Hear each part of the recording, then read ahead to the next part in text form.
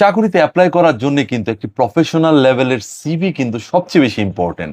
আপনার সিভি যদি professional look না আসে, তাহলে কিন্তু আপনার সেই চাকরিতে অ্যাপ্লিকেশনটাই রিজেক্ট হয়ে যায় মোস্ট অফ দ্য টাইম।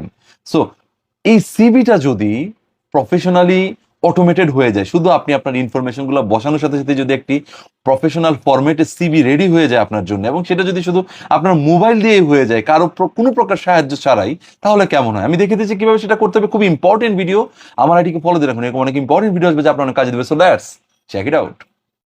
প্রথমে প্লে স্টোরে চলে যাবেন, গিয়ে লিখবেন প্রফেশনাল রিজিউম বিল্ডার। এই অ্যাপটা ইনস্টল করবেন, ওপেন করবেন, তারপর দেখুন অ্যাকসেপ্ট অ্যান্ড কন্টিনিউ আছে, এখানে ক্লিক করবেন, প্লাস অপশনে ক্লিক করবেন। দ্যাটস ইট, আপনার হয়ে গেল কাজ। এখন দেখুন এখানে কিন্তু পুরো ফরম্যাট করা আছে, পার্সোনাল ডিটেলস আছে, এখানে আপনি আপনার ডিটেলস দিবেন, আপনার নাম, আপনার অ্যাড্রেস, সব কিছু, এডুকেশন দিবেন এবং আপনার এক্সপিরিয়েন্স কি সেটা দিবেন। স্কিলস আছে এখানে, স্কিলসে আপনি কি কি কাজ জানেন, অবজেক্টিভটা কি, আপনি কী রকম কাজ সার্ভিস দিবেন, এই টাইপের কিছু। যাই হোক, পার্সোনাল ডিটেলস এখানে গিয়ে আপনি প্রথমে আপনার নাম লিখবেন এবং আপনার অ্যাড্রেস লিখবেন, যেখানে আপনি থাকেন, ইমেল অ্যাড্রেস লিখবেন, ফোন নাম্বার লিখবেন, এখানে লিখবেন ডেট অফ বার্থ, ওয়েবসাইট লিখবেন এবং প্লাস অপশনের নিচে যেটা দেখালাম সেটাতে ক্লিক করবেন।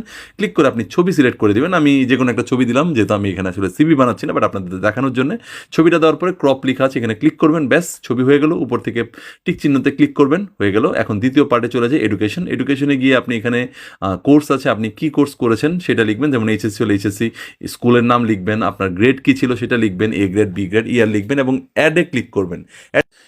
অ্যাডে ক্লিক করার পর আপনি আরও এডুকেশন ডিগ্রি এখানে বসাতে পারবেন, সেটা আপনার এসএসসি হতে পারে বা আপনি হায়ার ডিগ্রি যেটা নিয়েছেন সেটা লিখতে পারেন। That's it.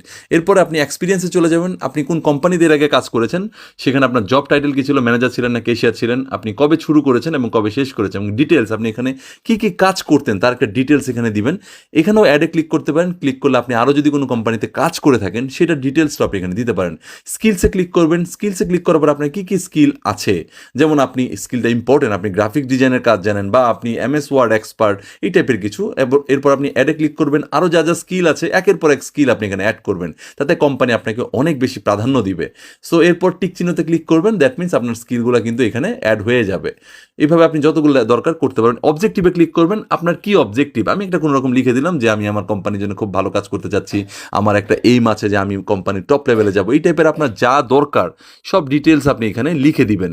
এটা যত ভালো লিখতে পারবেন অবজেক্টিভটা, তত আপনার অফিস থেকে বুঝবে যে অ্যাকচুয়ালি আপনি অনেক ইম্পর্টেন্ট একজন পার্সন এবং আপনি খুব ভালো কাজ করবেন অফিসের জন্য। আমি কোনো রকম একটা দেখানোর জন্য জাস্ট লিখে দিলাম, ব্যাস উপরে চাপ দিবেন, সিলেক্টে টিক চিহ্নতে দিবেন, কাজ শেষ। এরপর রেফারেন্সে যাবেন, আপনার কোনো আত্মীয় রেফারেন্স এখানে দিবেন, তার নামটা দিবেন, জব টাইটেল কি, সে কোথায় জব করে, যেমন আমি রবি লিখলাম, তার নাম দিলাম হচ্ছে হলো ম্যানেজার দিলাম, হ্যাঁ, সে জব টাইটেল, কোম্পানি নেম, কোথায় কাজ করে, তার ইমেল অ্যাড্রেস এবং তার ফোন নাম্বার। এরপর যদি আরও রেফারেন্স দিতে চান অ্যাডে ক্লিক করবেন, নতুবা আপনি হচ্ছে হলো উপরে টিক চিহ্নতে ক্লিক করবেন।